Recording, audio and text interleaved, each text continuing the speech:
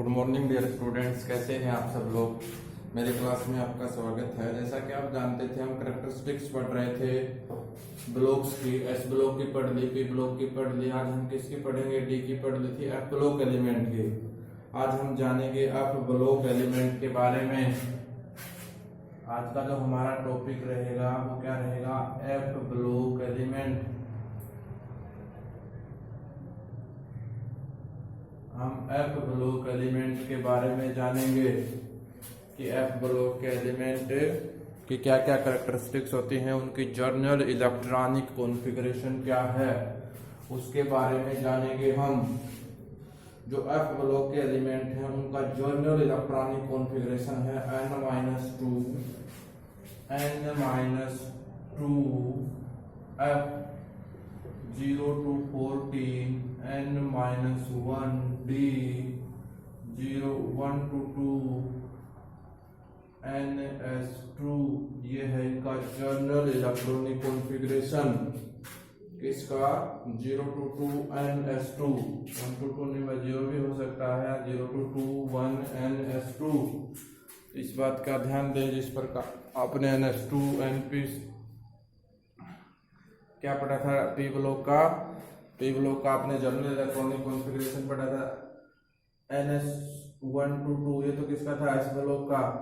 np1 to 6 and ns1 to या ns2 ये आपने पी ब्लॉक का पढ़ा था। डी का क्या पढ़ा था आपने, n-1 d 1 to 10 n S1 to 2। उसी प्रकार इसी को रिलेट करते हुए जर्नल इलेक्ट्रॉनिक कॉन्फ़िगरेशन मैंने किसका लिख दिया, एफ ब्लॉक एलिमेंट का भाई। ठीक है, दो सीरीज होती हैं एफ ब्लॉक एलिमेंट की, दो लेंथेनॉइड सीरीज होती है, एक एक्टेनॉइड सीरीज होती है। एक पहली सीरीज ये सीलियम से शुरू होकर लेंथेनम तक जाती है, सीलियम से शुरू होकर लेंथेनम तक जाती है 58 to 71। 58 to 71 इसको बोलते हैं लेंथेनॉइड सीरीज। जो पीरियोडिक टेबल में नीचे नीचे होती है लेंथेनॉइड सीरीज बोलते हैं। थ्योरियम टू ड्यूटेरियम इसको बोलते हैं। ये शुरू होता है एटॉमिक नंबर 90 से 103। 90 से 103 इसको बोलते हैं एक्टिनोइड सीरीज, और इसको बोलते हैं लेंथेनोइड सीरीज। ये लेंथेनोइड सीरीज है ब्लॉक में। ये कौन सी सीरीज है, एक्टिनोइड सीरीज है। हम जर्नल कैरेक्टरिस्टिक्स पढ़ेंगे अब। एफ ब्लॉक एलिमेंट के अंदर क्या क्या पाए जाते हैं, किस तरह के एलिमेंट होते हैं, जर्नल कैरेक्टरिस्टिक्स या प्रॉपर्टीज। तो पहली प्रॉपर्टीज है दे आर हैवी मेटल। ये क्या है, हैवी मेटल है, they are heavy metal, heavy metal है ये, दे आर हैवी मेटल। जिस प्रकार मैंने कैरेक्टरिस्टिक्स बाकी की लिखी थी, इसकी भी लिख रहा हूं, दे आर हैवी मेटल। ये क्या है भाई, हैवी मेटल है। दूसरा, they have generally high melting and boiling point. दूसरा पॉइंट है they have high melting and boiling point. They have high melting and boiling point. इसका जो मेल्टिंग और बॉइलिंग पॉइंट है भाई वो बहुत ज्यादा होता है। मेल्टिंग और बॉइलिंग पॉइंट इन मेटल्स का ज्यादा होता है, ब्लॉक वाले एलिमेंट का ज्यादा होता है। They show variable oxidation state. They shows variable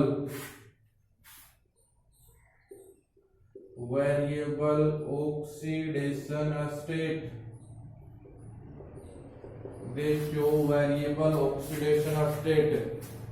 next होता है their compound are generally coloured या दे फॉर्म कलर्ड कंपाउंड। जिस प्रकार डी ब्लॉक के बनाते थे उसी प्रकार हम इनको लिख सकते हैं, दे फॉर्म colored कंपाउंड। ये कैसे कंपाउंड बनाते हैं बेटा? कलर्ड कंपाउंड बनाते हैं। दे फॉर्म कलर्ड कंपाउंड, ठीक है। They have a high tendency to form complex, ये भी कॉम्प्लेक्स बनाते हैं। डी ब्लॉक के भी कॉम्प्लेक्स बनाते हैं। They have high tendency to form complex compound होते हैं। आप कोऑर्डिनेशन कंपाउंड पढ़ोगे 12th क्लास में, तब आपको पता चलेगा कि ये कॉम्प्लेक्स क्या होते हैं।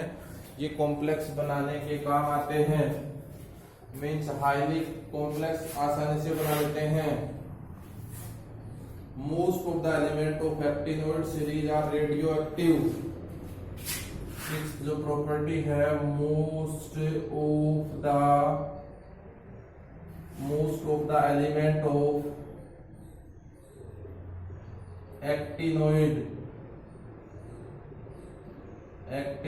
series is radioactive। Radio activity के बारे में आप फिजिक्स में जानेंगे। रेडियो एक्टिव होते हैं जो अल्फा बीटा और गामा पार्टिकल का एमिशन करते हैं, जो अपने अंदर से alpha beta and gamma particle बाहर निकालते हैं। वो रेडियो एक्टिव एलिमेंट होते हैं भाई। वो रेडियो एक्टिव एलिमेंट होते हैं। वो रेडियो एक्टिव एलिमेंट होते हैं। वो कैसे एलिमेंट होते हैं? जनरली जो अल्फा बीटा और गामा पार्टिकल बाहर निकालते हैं वो रेडियो एक्टिव कंपाउंड होते हैं। ये हमने ब्लॉक के बारे में जान लिया। S block, P block, D block, F block, जो ब्लॉक होते हैं हमारे पीरियोडिक टेबल में, इतने ही ब्लॉक के एलिमेंट हैं। सबकी हमने कैरेक्टरिस्टिक्स जान ली, उनके अंदर क्या क्या किस किस टाइप के हैं। एडवांटेज पढ़ते हैं, एडवांटेजेस पढ़ते हैं हम। एडवांटेजेस पढ़ते हैं। The percent form of the periodic table. Advantages of the percent form of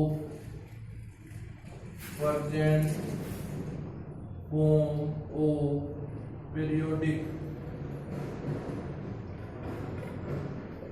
table.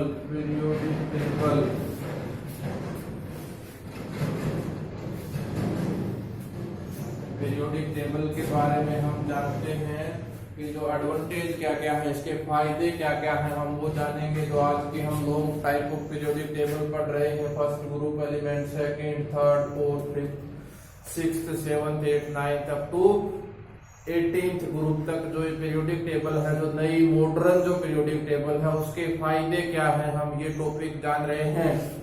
पहला फायदा है it relates the position of element in periodic table to its electronic configuration more clearly।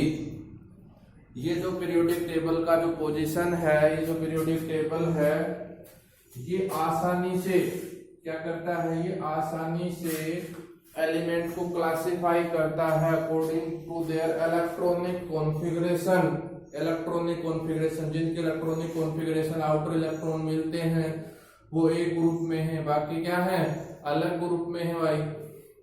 दूसरा point, it is easy to remember and produce all the element more easily in sequence of atomic number. इसको याद रखना और इस periodic table को बनाना ज्यादा आसान है। सीक्वेंस है increasing atomic number. Atomic number को इंक्रीज करते हुए 1, फिर 2, फिर 3, 4, 5, 6, 7, 8 ऐसे इंक्रीजिंग एटॉमिक नंबर इसका बेस है। इसको याद रखना आसान है। तीसरा point, the element of the same group show marked similarity. जो सेम ग्रुप के एलिमेंट होते हैं, जो सेम ग्रुप के एलिमेंट होते हैं, मान लीजिए हाइड्रोजन है, लिथियम है, सोडियम है, पोटासियम है, रुबिडियम है, सीजियम है, फ्रांसियम है, इस ग्रुप के जो एलिमेंट होते हैं, इस ग्रुप के जो एलिमेंट होते हैं वो क्या करते हैं? इसकी जब इलेक्ट्रॉनिक कॉन्फ़िगरेशन लिखूं 1s1, 1s2, 2s1, 1s2, 2s2, 2p6, 3s1, outer cell में कितने इलेक्ट्रॉन आ रहे हैं भाई? 1 इलेक्ट्रॉन आ रहे हैं। आउटर सेल में कितने कितने इलेक्ट्रॉन आ रहे हैं? एक एक इलेक्ट्रॉन आ रहे हैं, इसलिए इस ग्रुप की सारी प्रॉपर्टी मिलती है, सिमिलर प्रॉपर्टी शो करता है भाई। The element are classified into normal element belonging to group first second S block के हैं। ग्रुप 13 से और 18 तक किसके हैं? पी ब्लॉक के एलिमेंट हैं। और ग्रुप 3 to 12 कैसे हैं? डी ब्लॉक के एलिमेंट हैं। इस प्रकार ब्लॉक में क्लासिफाई कर दिया, ठीक है। Based on their electronic configuration, element have been grouped into S, P, D and F block element. Electronic configuration के बेस के ऊपर अगर लास्ट इलेक्ट्रॉन S में आता है तो S ब्लॉक का है, लास्ट इलेक्ट्रॉन P में आता है तो वो एलिमेंट P ब्लॉक का है, लास्ट इलेक्ट्रॉन अगर D में एंटर करता है तो वो D ब्लॉक का है, लास्ट इलेक्ट्रॉन अगर F में एंटर करता है तो वो F ब्लॉक का एलिमेंट है। तो इलेक्ट्रॉनिक कॉन्फ़िगरेशन इस जो पीरियोडिक टेबल की जो इलेक्ट्रॉनिक कॉन्फ़िगरेशन हम लिखते हैं तो वो क्लासिफाई कर देता है कि कौन से ग्रुप का एलिमेंट है। लास्ट इलेक्ट्रॉन अगर डी ब्लॉक में पहुंचता है, डी ऑर्बिटल में एंटर करता है डी ब्लॉक का, एफ में एंटर करता है एफ ब्लॉक का, एस में एंटर करता है एस ब्लॉक का, क्योंकि इनके लास्ट इलेक्ट्रॉन कौन किस में आए? एस में आए। तो किस ब्लॉक के हैं? ये एस ब्लॉक के हैं भाई। आधी बात समझ में? Based upon their electronic configuration हम एसपीडीएफ ब्लॉक के बता सकते हैं। Transition metal of 4th, 5th and 6th and 7th period are assigned proper position in the periodic table.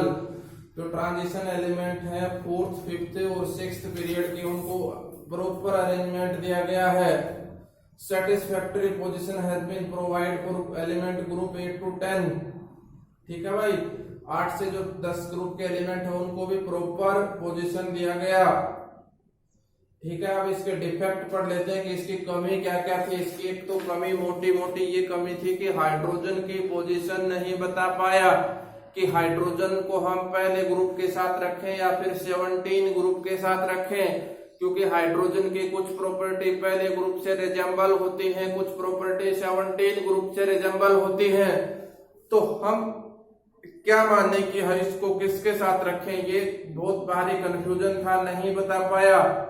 और जो लेंथेनॉइड है और जो एक्टेनॉइड है, जो लास्ट में आप देखते हैं पीरियोडिक टेबल खत्म होने के बाद नीचे जो दो लाइन है वो अलग क्यों लिखी गई, ये बात हमें समझ नहीं आती। वो मेन बॉडी का पार्ट नहीं है, जो पीरियोडिक टेबल मेन जो है उसका पार्ट नहीं है। ये भी इसकी क्या रही? लिमिटेशन रही, डिफेक्ट रहा, ठीक है। आप इसके एडवांटेज फायदे समझ गए, डिफेक्ट समझ गए, इनको कॉपी में नोट करें और याद करें भाई। ये डिफेक्ट समझ गए आप इनके और एडवांटेज समझ गए भाई, जो पीरियोडिक टेबल है इसके। धन्यवाद।